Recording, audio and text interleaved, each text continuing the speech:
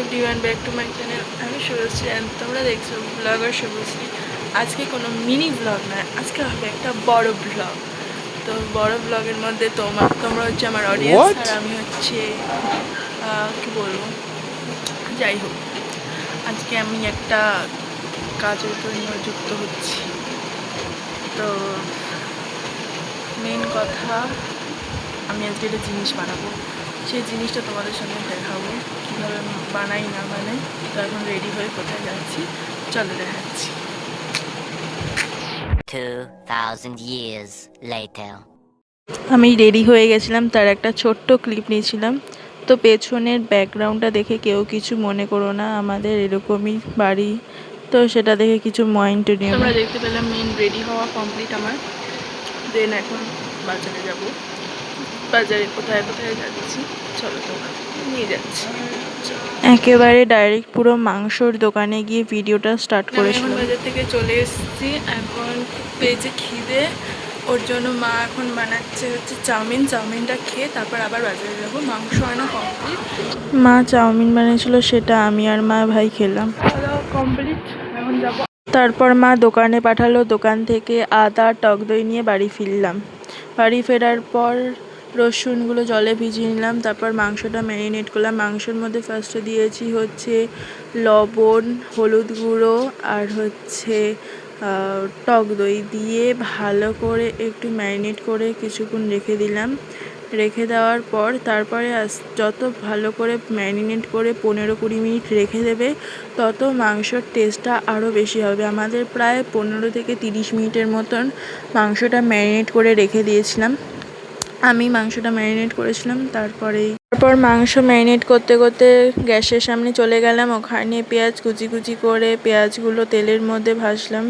আমি এখানে সর্ষের তেল ইউজ করেছি। সর্ষের তেলের মধ্যে পেঁয়াজগুলো ভালো করে কুচি কুচি করে কেটে ভালো করে লাল লাল করে ভেজে নিতে হবে। তারপরে পেঁয়াজের মধ্যে দিতে হবে আদা। যত ভালো করে ভাজবে, ভাজার পর দিতে হবে আদা রসুন বাটা বেটেছিলাম আমি, সেটা হচ্ছে দেব। আর হচ্ছে লঙ্কা বাটা ছিল, লঙ্কা বাটা 1 চামচ 1 কি 2 চামচ মতন দিয়েছি। তোমরা তোমাদের ঝাল মতন অনুযায়ী দেবে, আমি আমার মতন দিয়েছিলাম। তারপর দিয়ে ভালো করে মাংসটা কষিয়ে নিয়েছিলাম। কষানোর পর আমাদেরকে দেখাচ্ছিলাম মা এখানে আলু, শুকনো লঙ্কা, গোটা জিরে, তেজপাতা এগুলো তেলের মধ্যে ভেজে রেখে দিয়েছিল আগের থেকে, তাই এটা তোমাদের ভিডিও করে দেখালাম। আর আমি দেখিয়েছিলাম মাংসটা ম্যারিনেট করে কিছুক্ষণ ধরে রাখা আছে। সবাই বলে মাংস করতে নাকি অনেক হ্যাপা, বাট কোনো রকমই হ্যাপা না। তুমি যদি সব গুছিয়ে করো না, কোনোটাই হ্যাপা মনে হবে না। এই যেগুলো তোমাদেরকে দেখাচ্ছিলাম, এই যে লঙ্কা বাটা, আদা রসুন বাটা, মাংসটা ম্যারিনেট করে রেখে দিয়েছিলাম। আদা রসুন বাটাটা আমি কিন্তু নিজে শিলে বেটেছি, তো সেটা ভিডিও করা হয়নি। আমার একটা খুব ভিডিও ক্যামেরাম্যান হলে ভালো হয়, কিন্তু নিজের ভিডিও এখন আপাতত নিজে করছি। যেদিনকার ভাইরাল হব অবশ্যই ক্যামেরাম্যানকে নিয়ে আসবো। তো দেন এই যে ভালো করে মশলাপাতিগুলো দিয়ে দিলাম। দেওয়ার পর তারপর আস্তে আস্তে হচ্ছে ভালো করে ওটাকে কষাতে হবে। কষিয়ে নেওয়ার পরেই তারপর তুমি ওর মধ্যে হলুদ গুঁড়ো, লঙ্কার গুঁড়ো, লবণ আর একটু মা হালকা মাঝে তেল দিয়েছিল, তেল দিয়ে ভালো করে কষিয়ে কষিয়ে কষিয়ে কষিয়ে, যে মাও একটু মাঝখানে আমাকে হেল্প করেছিল বলেই আমি আজকে এটা সফল হয়েছি। আবার নেক্সট আবার কোনো রকম রেসিপি করব। তোমরা কমেন্ট করো তো কোন রেসিপিটা করলে সব থেকে ভালো হবে। তোমরা কমেন্ট করলে আমি কিন্তু সেই রেসিপিটা করতে আগ্রহ হবে। সুন্দর করে কষাচ্ছি, এবার আস্তে আস্তে কষিয়ে ফার্স্ট টাইম রান্না করছি, জানি না কেমন হবে। ফার্স্ট টাইম রান্না করতে আগে অনেক রান্না করেছি, বাট ফার্স্ট টাইম আমি মাংস রান্না করছি। মা অল্প অল্প হেল্প করছে, কারণ মারা হেল্প না করলে কখনো একটা মেয়ে রান্না শিখতে পারে না।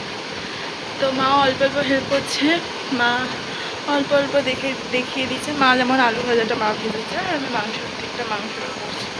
এখন মাংসটা ভালো করে কষাবো, কষিয়ে দেন এবার যা যা করছি বলছি আস্তে আস্তে, গরম লেগে গেছে। ঠিক আছে। ভালো কথা, আমাদের টমেটোর আকার পড়েছে, টমেটো আমরা খুঁজে পাইনি। টমেটো ছাড়াই আজকে মাংসটা করতে হবে, কিছু করার নেই। টমেটো আমি বাজারে যাবো করেছিলাম, লেট লাগছিলো, বাজারে যেতে পারিনি। ভেবেছিলাম বাড়ির সামনে সবজিওয়ালারা আসবে তখন টমেটো নিয়ে নেবো, বাট টমেটো মা গিয়ে দেখলো যে টমেটো নেই তার কাছে। এখন টমেটো ছাড়াই মাংসটা রান্না হবে। তো চলো দেখাই আস্তে আস্তে। যে মাংস কষিয়ে নেওয়ার পর কষা মাংস খাচ্ছিলাম, 3 টুকরো নিয়েছিলাম। কষা মাংস খেতে কার কার ভালো লাগে কমেন্ট করে জানাবে কিন্তু অবশ্যই। আমার ভাইয়ের খুব ভালো লাগে। আর তারপরে খেতে খেতে একটু প্রবাসী ঘরকন্যা দেখছিলাম, আমাদের খুব ফেভারিট। তার ব্লগ আমরা সব সময় দেখি, প্রত্যেকটা ব্লগ আমাদের দেখা। তো এই যে প্রবাসী ঘরকন্যা মানে মেয়েরা মিলে সবাই ঘুরতে গেছিলো, সেটাই কি ব্লগের মধ্যে দেখাচ্ছিল। এই যে মাংস হয়েও গেল, আমরা ভাত খেতেও বসে পড়লাম। আর মাংসটা সত্যি কথা বলতে অসাধারণ হয়েছিল খেতে, ভাবতে পারিনি। ঝাল বলো দিয়ে বলো সব কিছু দিক দিয়ে ঠিকঠাক, একদম পারফেক্ট। বেশি করে লাইক কমেন্ট শেয়ার করে দিও, অ্যান্ড ভিডিওতে প্রচুর কমেন্ট করতে থাকো যে আমি তোমার এরকম রান্নার ভিডিও চাই। তো সত্যিকারে তোমাদের ভালোবাসা পেলে অবশ্যই রান্নার ভিডিও ছাড়বো। তো ট্রাই করলাম, দেখলাম কতটা কী হয়। সত্যি খুব অসাধারণ খেতে হয়েছিলো। মাও একটু অল্প অল্প হেল্প করেছিল, বাট বেশিরভাগই আমি করেছিলাম। তো সবাই এরকমভাবে সাপোর্ট দিতে থাকো, আমি নিশ্চয়ই আস্তে আস্তে ধীরে ধীরে দাঁড়াতে পারবো। তো আজকে ভিডিওটা এখানেই এন্ড করছি। তো আবার দেখা হচ্ছে নেক্সট ভিডিওতে। তোমরা ভালো থেকো অ্যান্ড সুস্থ থেকো। Tata, by.